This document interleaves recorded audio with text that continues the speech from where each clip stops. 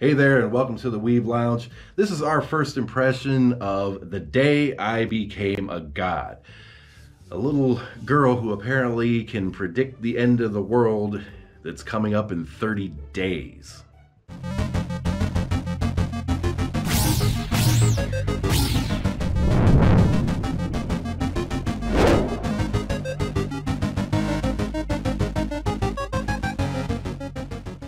Okay, that started off as a little bit of a serious tone, right? The world's going to end in 30 days. Well, that's not the tone that it sets. That's a little ominous background or whatever, but it's campy, fun, comedic.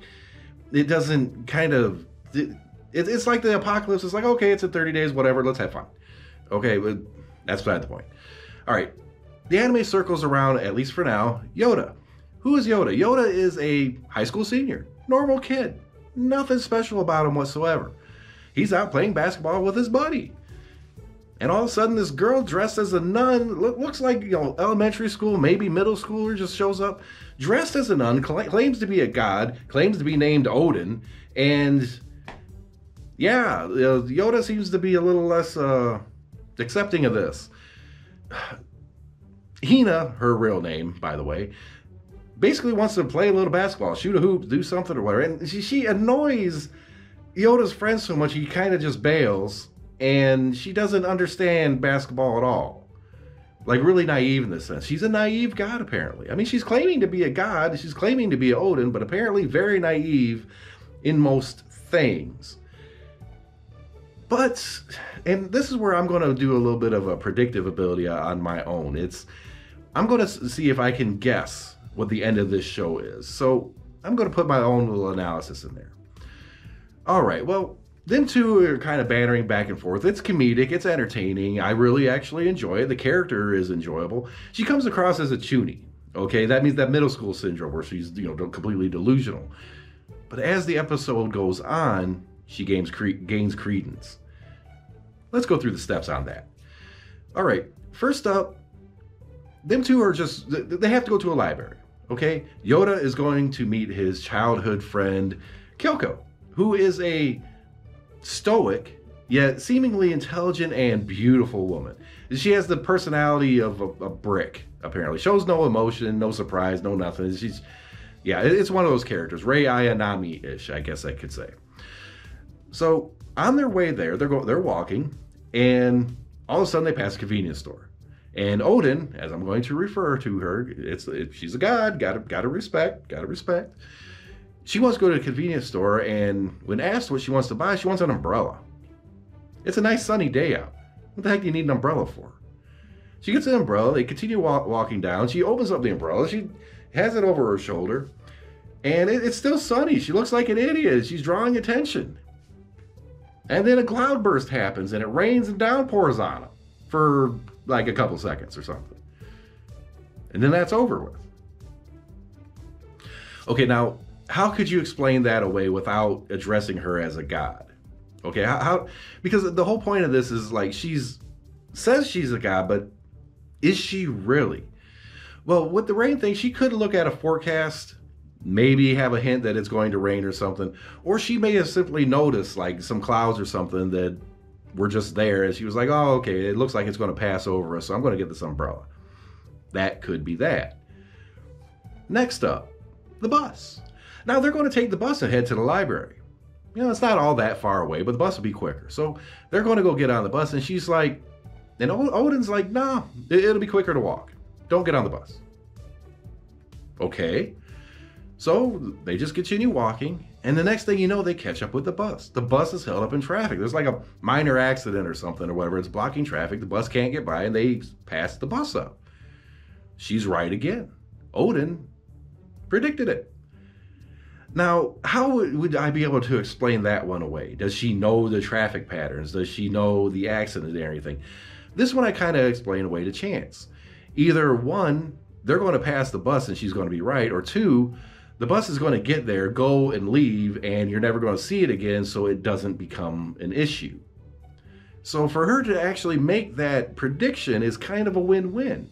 You're not going to prove her wrong either way. All right, I'm going to go with it. They get to the library and hilarity ensues because Yoda has a mad crush on Kyoko. Mad crush. Childhood friend, but he has a mad crush on her. He wants her body. And apparently everyone else in the library wants the body too. And one of them tried to approach her and she was just like, nope, and just kind of scooted over. That's actually really mean to do.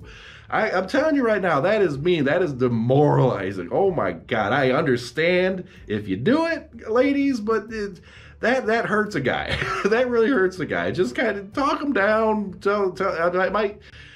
It might be a pain, but it's better to talk him down than rather just kind of oof over it. That hurts. That aside, hilarity ensues. Yoda's just like kind of flipping out because things happen and everything. And, you know, Odin, of course, embarrasses the hell out of him. But that aside, they get done at the library. He's doing his studying the best he can and leaves. And Odin's hungry now. Odin wants some ramen. So they go over to a ramen shop. They start to eat. And the shop owner, who apparently knows Yoda, they know each other, is watching horse racing. Okay. Odin looks at the race and is like, that horse ain't going to win, the one that you're talking about. You know, it's going to be this, this, and this. Sure enough, it is. It's exactly as she called. And they were like, okay, that could be chance. That could be coincidence. That doesn't seem quite, you know, that's not 100% proof. So they decide, okay, we're going to stay for another race. And she's going to be far more detailed. She's going to call every single spot. She's dead on. She called every single one of them. Enough for the shopkeeper, who is apparently a gambling addict, because, you know, he jumps at the chance to basically grab her, team up with her, call all these predictions and become a billionaire or something like that or whatever. Yoda has to grab her and haul ass, otherwise there's going to be problems, because he's the shop owner guy. He flipped out. He wants to make that money. I don't blame him either. That's crazy to be able to predict it like that. So is it godlike? Not too sure. Because in horse racing, if you know the horses, if you can analyze it well enough or whatever, you can make some specifics and everything, but being dead on is pretty damn hard, if not impossible. So it does lead credence. All right, well, what about the baseball thing? Okay, it turns out that Yoda really, really likes Kyoko, but apparently doesn't know anything about Kyoko. Kyoko likes baseball. And this whole time, Yoda's been playing basketball as kind of like this foil to impress her, where she doesn't give a damn about basketball. She likes baseball.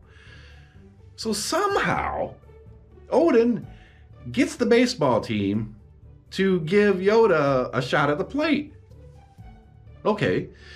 Well, Odin is like, okay, well, the first pitch is going to be like a curve. You can't hit it. The next one's going to be a strike. The next one's going to be, another ball, one that you can't hit. The fifth ball is the one that you want to swing at, because that's the one that you're going to get at home. That's going to give you the best chance to really impress Kyoko. And Kyoko's there to watch, I guess. Okay, well, they flub that completely. All right, now, Odin makes the correct predictions in terms of the pitches, but apparently is naive onto the actual rules of the damn game. She predicts the pitches and everything, but like in those few pitches that he's told not to swing and stuff, it's 3 strikes. He's out. He doesn't get the next chance to hit the one that she messed up on the rules, and we don't get to see that final pitch and the outcome. Needless to say, Yoda is distraught, and he's going to be a lot more distraught now. Odin convinces Yoda to go confess to Kyoko.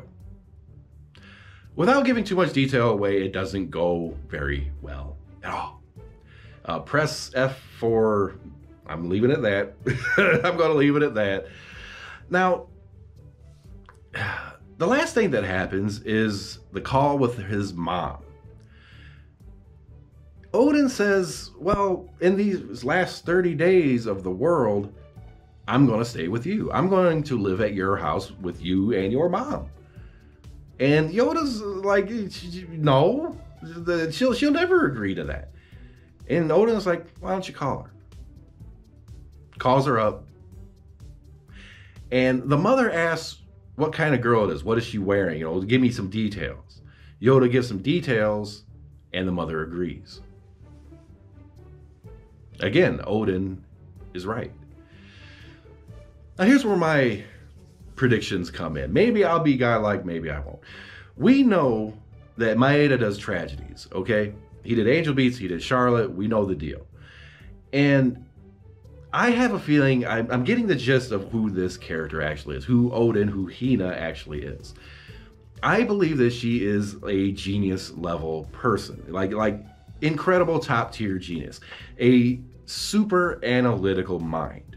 Okay, I do not believe that she actually has divine abilities, but rather her ability to analyze a situation and, you know, just pull these, you know, basically a lot of math that I'm not good at. Okay, she pulls a lot of math and is able to make some really accurate predictions to, you know, a degree that makes her seem godlike, to make it seem like she has precognition or whatever, right?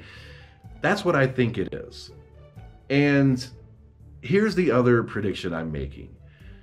The world is going to end in 30 days. But she's vague about this. She won't give a specific reason. She won't say an asteroid hit. She won't say that, you know, it's a virus, it's a plague or something like that. She won't say that it's a nuclear wasteland. She won't give any details. She's very vague on that, even though she can be very detailed in the other stuff. She won't give this up. Why? Because I don't believe the world as a whole is going to end in 30 days. But rather, Yota's world ends in 30 days. I think that something super tragic happens to Yota, potentially, and I'd say likely, his death. Her analytical abilities has led to her somehow being able to predict him dying at 30 days. I don't know exactly how, and we'll get more details as the series goes on, but one of the reasons I think that is because when Yota called his mom, the mother apparently knew of the situation a little bit. No parent's going to simply just outright agree to allow some elementary middle school girl that he just met to move in with them. The mother has more information than she's leading on, and plus, her tone was a little somber on the phone. So it all kind of leads to this thing where the mother knows about something that she's not letting Yota in on, and Yota, you know, maybe it's a disease. Maybe it's just some crazy situation that, you know, this Odin girl, this Hina girl, is known for. I have a feeling that the mother knows about or who Hina actually is and believes her enough to follow Hina's lead. And I really think that it's Yota who's going to be the one whose world ends. That's my prediction. And that's kind of a somber way to end a video. So like, subscribe, share, hit that notification button. I'll try to liven up a little bit and say this character is freaking awesome. She really is. And she's it's the voice actor for Nero from Fate Grand Order, I'm pretty sure, because of the whole Umu thing or whatever. That's a dead giveaway for that voice actress. But overall, so far, one episode's all it's out, and I really enjoy it. I say give it a shot. We'll see you in the next video.